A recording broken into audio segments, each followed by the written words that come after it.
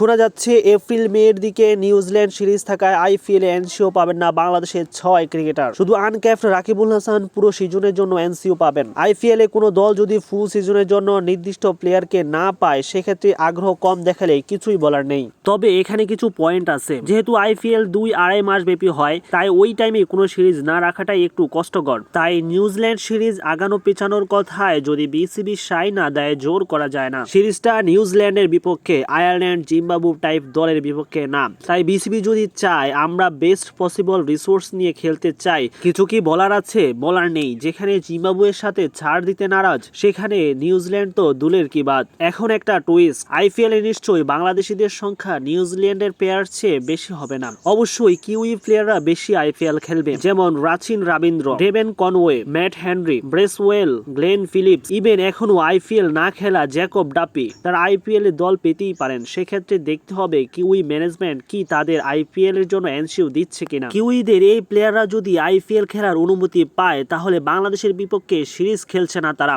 তাহলে ওই টিমের সাথে বাংলাদেশিদের নিশ্চয়ই বেস্ট পসিবল রিসোর্স নিয়ে নামা মেন্টালিটি না। কিউইদের দলে হয়তো তারাই থাকবে যাদের অনেকে সদ্য এই দলের সিরিজে খেলে গেছে বাংলাদেশে, ওই এ দলকেই বাংলাদেশ এ দল হারিয়েছে সিরিজে। সেক্ষেত্রে আমাদের একদম বেস্ট পসিবল রিসোর্স দিয়ে নামতেই হবে এমন কথা নেই। তাহলে এনসিও নিয়ে ইস্যু করার কি দরকার আছে?